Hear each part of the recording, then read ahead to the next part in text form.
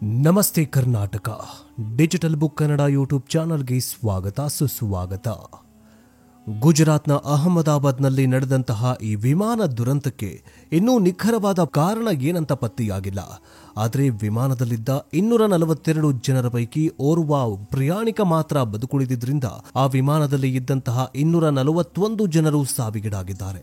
ಇಬ್ಬರು ಪೈಲಟ್ ಕೂಡ ಸಾವಿಗೀಡಾಗಿದ್ದು ಒಬ್ಬ ಪ್ರಯಾಣಿಕ ಜೀವ ಉಳಿಸಿಕೊಂಡಿದ್ದಾನೆ. ಹಾಗಾದ್ರೆ ಏರ್ ಬಸ್ ನಲ್ಲಿ ಆಗಿದ್ದಾದ್ರೂ ಏನು? ಏರ್ ಇಂಡಿಯಾ ಫೇಲ್ಯೂರ್ ಆಗೋದಕ್ಕೆ ಕಾರಣವೇನು? 12/6/2025 ಜೂನ್ ತಿಂಗಳು ಯಾಕೆ ಭಾರತಕ್ಕೆ ಕಂಟಕವಾಯಿತು?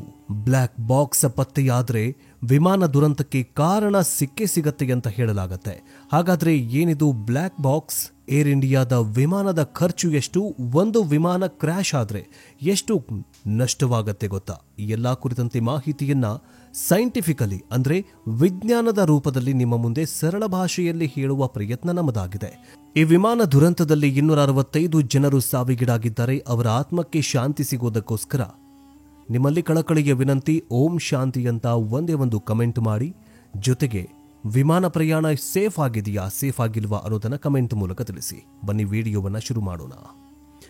ಗುಜರಾತ್ನ ಅಹಮದಾಬಾದ್ನಲ್ಲಿ ನಡೆದಂತಹ ವಿಮಾನ ದುರಂತಕ್ಕೆ ಇನ್ನೂ ನಿಖರ ಮಾಹಿತಿ ಅಂದ್ರೆ ನಿಖರ ಕಾರಣ ಏನಂತ ಪತ್ತೆಯಾಗಿಲ್ಲ. ಆ ವಿಮಾನದಲ್ಲಿದ್ದ 242 ಜನರ ಪೈಕಿ ಓರ್ವ ಪ್ರಯಾಣಿಕ ಮಾತ್ರ ಬದುಕಿರೋದ್ರಿಂದ ಆ ವಿಮಾನದಲ್ಲಿ ಏನಾಯ್ತು ಅನ್ನೋ ಮಾಹಿತಿ ನೀಡುವವರು ಯಾರೂ ಇಲ್ಲ. ಹಾಗಾಗಿ ಟೆಕ್ನಾಲಜಿಯ ಮೂಲಕ ವಿಮಾನ ಅಪಘಾತದ ಸಂದರ್ಭದಲ್ಲಿ ಏನಾಯಿತು ಅನ್ನೋದನ್ನ ತಿಳಿದುಕೊಳ್ಳೋದಕ್ಕೆ ಅಧಿಕಾರಿಗಳು ಪ್ರಯತ್ನ ಮಾಡದಿದ್ದಾರೆ. ಈಗಾಗಲೇ ವಿಮಾನ ಅಪಘಾತದ ಅವಶೇಷಗಳಿಂದ ಡಿವಿಆರ್ ಅನ್ನ ಪತ್ತೆ ಹಚ್ಚಲಾಗಿದೆ. ವೀಕ್ಷಕರೇ, ಇನ್ನೊಂದು ಮಹತ್ವದ ವಿಚಾರ ಏನಂತಂದ್ರೆ, ಎಲ್ಲ ಮಹತ್ವದ ವಿವರಗಳನ್ನ ನೀಡುವಂತಹ ಬ್ಲ್ಯಾಕ್ ಬಾಕ್ಸ್ ಅನ್ನ ಕೂಡ ಇದೀಗ ಪತ್ತೆ ಹಚ್ಚಲಾಗಿದೆ. ವಿಮಾನ ಡಿಕ್ಕಿ ಹೊಡೆದು ಸ್ಫೋಟಗೊಂಡ ಡಿಜೆ ವೈದ್ಯಕೀಯ ಕಾಲೇಜಿನ ಹಾಸ್ಟೆಲ್ ಟೆರೇಸ್ನಲ್ಲಿ ಒಂದು ಬ್ಲ್ಯಾಕ್ ಬಾಕ್ಸ್ ಪತ್ತೆಯಾಗಿದೆ. ಇದರಿಂದ ತನಿಖೆಗೆ ವೇಗ ಸಿಗಲಿದೆ. ಈಗಾಗಲೇ ಗುಜರಾತ್ ವಿಮಾನ ಅಪಘಾತ ತನಿಖಾ ಬ್ಯೂರೋ ತಂಡ ಬ್ಲ್ಯಾಕ್ ಬಾಕ್ಸ್ ಅನ್ನು ಪತ್ತೆ ಹಚ್ಚಿ ವಶಕ್ಕೆ ಪಡೆದುಕೊಂಡಿದೆ.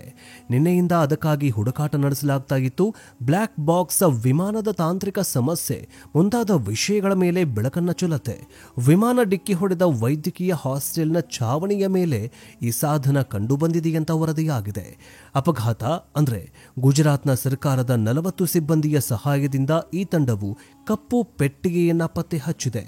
ಜೂನ್ 12ರಂದು ಅಹಮದಾಬಾದ್ನಿಂದ ಲಂಡನ್ಗೆ ತೆರಳುತ್ತಾಗಿದ್ದ ಏರ್ ಇಂಡಿಯಾ ವಿಮಾನವು ಸರ್ದಾರ್ ವಲ್ಲಭಭಾಯಿ ಪಟೇಲ್ ಅಂತಾರಾಷ್ಟ್ರೀಯ ವಿಮಾನ ನಿಲ್ದಾಣದಿಂದ ಟೇಕ್ ಆಫ್ ಆದ ಸ್ವಲ್ಪ ಸಮಯದ ನಂತರ ಅಪಘಾತಕ್ಕೀಡಾಗಿದೆ.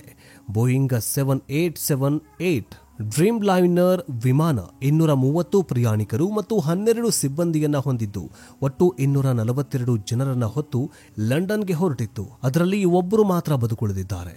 ಹಾಗಾದ್ರೆ ಬ್ಲ್ಯಾಕ್ ಬಾಕ್ಸ್ ಅಂತಂದ್ರೆ ಏನು? ಬ್ಲ್ಯಾಕ್ ಬಾಕ್ಸ್ ಅಥವಾ ಕಪ್ಪು ಪೆಟ್ಟಿಗೆ ವಿಮಾನದ ಮುಖ್ಯ ಭಾಗವಾಗಿದೆ. ಇದು ವಿಮಾನದ ಕಾರ್ಯಾಚರಣೆಯ ಸಮಯದಲ್ಲಿ ಅದರ ಮಾಹಿತಿಯನ್ನ ದಾಖಲಿಸುವ ಒಂದು ಸಣ್ಣ ಯಂತ್ರವಾಗಿದೆ. ಇದನ್ನ ಒಂದು ರೀತಿಯ ಹಾರಾಟ ರೆಕಾರ್ಡರ್ ಅಂತಾನೆ ಹೇಳಬಹುದು. ಕಪ್ಪು ಪೆಟ್ಟಿಗೆ ಅಂದ್ರೆ ಬ್ಲ್ಯಾಕ್ ಬಾಕ್ಸ್ 1950ರ ದಶಕದ ಆರಂಭದಲ್ಲಿ ಹುಟ್ಟಿಕೊಳ್ಳುತ್ತೆ.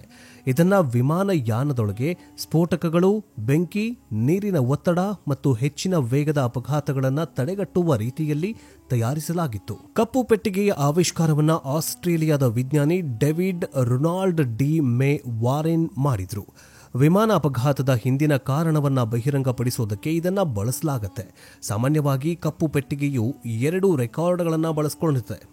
ಸಾಮಾನ್ಯವಾಗಿ ಕಪ್ಪು ಪೆಟ್ಟಿಗೆಯು ಅಂದ್ರೆ ಬ್ಲ್ಯಾಕ್ ಬಾಕ್ಸ್ 2 ರೆಕಾರ್ಡ್ಗಳನ್ನು ಒಳಗೊಂಡಿರುತ್ತೆ.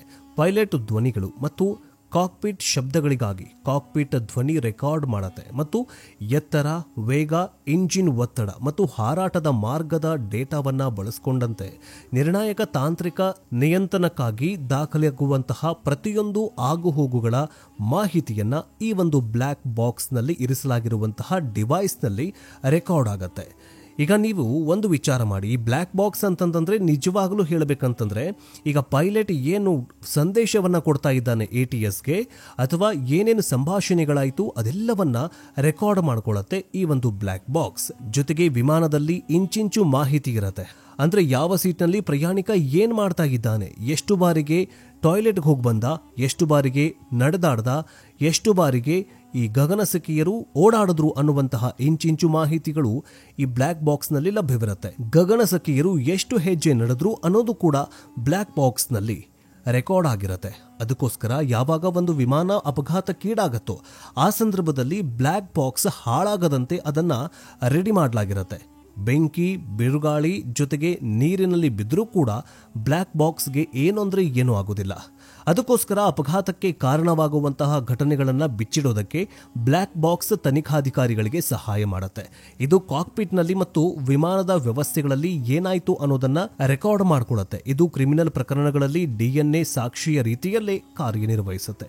ಹೀಗಾಗಿಯೇ ಈ ವಿಮಾನ ಅಪಘಾತದ ತನಿಖೆಯಲ್ಲಿ ಈ ಬ್ಲ್ಯಾಕ್ ಬಾಕ್ಸ್ ಬಹಳ ಮುಖ್ಯ ಪಾತ್ರವನ್ನು ವಹಿಸುತ್ತೆ. ಹಾಗೆ ಅಹಮದಾಬಾದ್ ಏರ್ಪೋರ್ಟ್ ಬಳಿ ವಿಮಾನ ದುರಂತ ಪ್ರಕರಣ ಸಂಭವಿಸಿತ್ತು. ಇದೀಗ ಈ ವಿಮಾನದ ಎಮರ್ಜೆನ್ಸಿ ಲೊಕೇಟರ್ ಟ್ರಾನ್ಸ್ಮಿಟರ್ ಪತ್ತೆಯಾಗಿದೆ. ವಿಮಾನದಲ್ಲಿ ಒಂದು ನಿರ್ಣಾಯಕ ಸುರಕ್ಷತಾ ಸಾಧನವಾಗಿರುವ ELT ತೊಂದರೆಯ ಸಂಕೇತಗಳನ್ನು ಕಳುಹಿಸಲು ಮತ್ತು ಪತನಗೊಂಡ ವಿಮಾನವನ್ನು ಪತ್ತೆ ಹಚ್ಚಲು ಸಹಾಯ ಮಾಡುತ್ತೆ. ಈ ATS ಕೂಡ ಈಗ ತನಿಖಾಧಿಕಾರಿಗಳ ಕೈಗೆ ಸಿಕ್ಕಿದೆ. ಇನ್ನು ಅಹಮದಾಬಾದ್ನಿಂದ ಲಂಡನ್ಗೆ ಹೊರಟಿದ್ದ air India Boeing 787 dream liner ವಿಮಾನ ಘನಘೋರ ದುರಂತಕ್ಕೆ ಒಳಗಾಗಿದೆ. ಮಧ್ಯಾಹ್ನ 1:38 ಸುಮಾರಿಗೆ ಟೇಕ್ ಆಫ್ ಆದ ಕೆಲವೇ ಕ್ಷಣಗಳಲ್ಲಿ ಮಘಾನಿ ನಗರ್ ಪ್ರದೇಶದಲ್ಲಿ BGMBBS ಹಾಸ್ಟೆಲ್ ಮೇಲೆ ಬಿದ್ದು ಅಪ್ಪಳಿಸಿದೆ. ಪರಿಣಾಮ ವಿಮಾನದಲ್ಲಿದ್ದ 241 ಪ್ರಯಾಣಿಕರು ಹಾಗೂ ಜೊತೆಗೆ ಸಿಬ್ಬಂದಿಗಳು ಹಾಗೂ ಹಾಸ್ಟೆಲ್ನಲ್ಲಿದ್ದ 24 ಭಾವಿ ವೈದ್ಯರು ಜೀವ ಬಿಟ್ಟಿದ್ದಾರೆ. ಇನ್ನು ವಿಮಾನದಲ್ಲಿದ್ದ ಓರ್ವ ಪ್ರಯಾಣಿಕ ಜಿಗಿದು ಪ್ರಾಣವನ್ನ ಉಳಿಸಿಕೊಂಡಿದ್ದಾನೆ. ಇನ್ನು ವಿಮಾನ ಪತನಗೊಳ್ತಾ ಇದ್ದಂತೆ ಬೆಂಕಿ ಹೊತ್ತಿಕೊಳ್ಳುತ್ತೆ. ಪರಿಣಾಮ ವಿಮಾನ ಸಂಪೂರ್ಣವಾಗಿ ಸುಟ್ಟು ನಾಶವಾಗುತ್ತೆ. 241 ಪ್ರಯಾಣಿಕರು ಪ್ರಾಣ ಕಳೆದುಕೊಳ್ತಾರೆ. ವಿಮಾನ ಹಾಸ್ಟೆಲ್ ಮೇಲೆ ಬಿದ್ದಿದ್ರಿಂದ ಕಟ್ಟಡವೂ ಕೂಡ ಸಾಕಷ್ಟು ಹಾನಿಗೊಳಗಾಗುತ್ತೆ. ಮೃತ ಕುಟುಂಬಕ್ಕೆ ತಲಾ 1 ಕೋಟಿ ರೂಪಾಯಿಯನ್ನು ಕೂಡ ಪರಿಹಾರವನ್ನಾಗಿ ನೀಡಲಾಗಿದೆ. ಟಾಟಾ ಗ್ರೂಪ್ ಘೋಷಣೆ ಮಾಡಿದೆ. ಹಾಗಾದ್ರೆ ಡ್ರೀಮ್ ಲೈನರ್ 787 ವಿಶೇಷತೆ ಏನು? ನಿನ್ನೆ ದುರಂತಕ್ಕೆ ಒಳಗಾಗಿರುವಂತಹ ವಿಮಾನ ವಿಶ್ವದ ಅತ್ಯುತ್ತಮ ಪ್ರಯಾಣಿಕ ವಿಮಾನವಂತ ಹೇಳಲಾಗುತ್ತೆ. ಬೋಯಿಂಗ್ ಡ್ರೀಮ್ ಲೈನರ್ 787 ವಿಮಾನದ ಹಲವಾರು ವಿಶೇಷತೆಗಳನ್ನು ಹೊಂದಿದೆ. ಇದರ ಉದ್ದ 56 ಮೀಟರ್, ಎತ್ತರ 17 ಮೀಟರ್, ರೆಕ್ಕೆಯ ಅಗಲ 60 ಮೀಟರ್, ಎಂಜಿನ್ 2 ಇರುತ್ತೆ. ಇಂಧನ ಸಾಮರ್ಥ್ಯ 1,26,000 ಲೀಟರ್ ಅಷ್ಟು ಇಂಧನವನ್ನು ಬಳಸಿಕೊಳ್ಳುತ್ತೆ. ವ್ಯಾಪ್ತಿ 13,620, ವೇಗ 954 ಕಿಲೋಮೀಟರ್ ಪರ್ ಗಂಟೆ. ಆಸನ ವ್ಯವಸ್ಥೆ 250+ ಇರುತ್ತೆ. ತಯಾರಕರು ಇದನ್ನು ಬೋಯಿಂಗ್ ಅನ್ನುವಂತಹ ಕಂಪನಿ ತಯಾರು ಮಾಡಿದೆ. ವೆಚ್ಚ ಒಂದು ವಿಮಾನದ ವೆಚ್ಚ 2.18 ಸಾವಿರ ಕೋಟಿ ರೂಪಾಯಿ ಆಗಿದೆ. ವಿಮಾನ ಪತನವಾಗಿದೆ ನಿಜ, ಆದರೆ ಯಾವ ಕಂಪನಿಯ ವಿಮಾನ ಪತನವಾಗಿದೆ ಅನ್ನೋದನ್ನ ಯಾರು ಹೇಳ್ತಾನೆ ಇಲ್ಲ. ಏರ್ ಇಂಡಿಯಾದ ವಿಮಾನ ಇಲ್ಲಿ ಪತನವಾಗಿದೆ ಅಂತ ಎಲ್ಲರೂ ಹೇಳ್ತಾ ಇದ್ದಾರೆ. ಆದರೆ ಈ ಒಂದು ವಿಮಾನ ಏರ್ ಇಂಡಿಯಾಗೆ ಸಂಬಂಧಿಸಿದ್ದಲ್ಲ.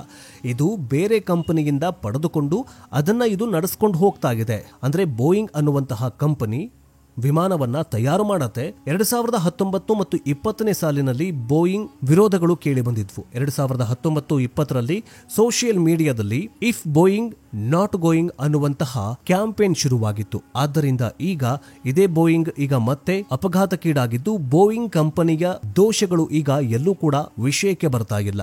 ಹಾಗಾಗಿ ಏರ್ ಇಂಡಿಯಾದ ಕಂಪನಿಯ ಯಾವುದೇ ದೋಷಗಳಿಲ್ಲ. ಇಲ್ಲಿ ದೋಷ ಇರೋದು ಬೋಯಿಂಗ್ ಕಂಪನಿಯ ದೋಷ. ಇನ್ನು ಅನೇಕ ಜನರು ವ್ಯೂವ್ಸ್ಗೋಸ್ಕರನೋ ಮಗದೊಂದುಗೋಸ್ಕರನೋ ಭಾರತದ ವಿಮಾನಯಾನದ ಬಗ್ಗೆ ಜನರಿಗೆ ಭಯವನ್ನು ಹುಟ್ಟಿಸ್ತಾ ಇದ್ದಾರೆ. ಆದರೆ ನಿಮಗೊಂದು ನೆನಪಿರಲಿ, ವಿಮಾನ ಪ್ರಯಾಣ ಅತಿ ಹೆಚ್ಚಿನ ಸುರಕ್ಷತೆಯನ್ನು ಹೊಂದಿದೆ. ಅದಕ್ಕೋಸ್ಕರ ಯಾರು ಭಯಪಡಬೇಕಾದಂತಹ ಅನಿವಾರ್ಯತೆ ಇಲ್ಲ. ಯಾರ್ಯಾರು ಸುಳ್ಳು ಸುದ್ದಿಗಳನ್ನು ಹಬ್ಬಿಸ್ತಾ ಇದ್ರು ಆ ಸುದ್ದಿಗಳನ್ನು ಮರೆತು. ಇದಾಗಿತ್ತು ಇವತ್ತಿನ ವಿಮಾನಯಾನದ ಬಗೆಗಿನ ಮಾಹಿತಿ. ಮುಂದಿನ ಎಪಿಸೋಡ್ನಲ್ಲಿ ಮತ್ತೆ ಸಿಗೋಣ. ಜೊತೆಗೆ ವಿಮಾನ ದುರಂತದಲ್ಲಿ ಬಲಿಯಾದವರಿಗೆ ಟ್ರಿಬ್ಯೂಟ್ ಸಲ್ಲಿಸೋದಕ್ಕೆ ಓಂ ಶಾಂತಿ ಅಂತ ಕಮೆಂಟ್ ಮಾಡಿ. ಮುಂದಿನ ವಿಡಿಯೋದಲ್ಲಿ ಸಿಗೋಣ. ಜೈ ಹಿಂದ್, ಜೈ ಕರ್ನಾಟಕ.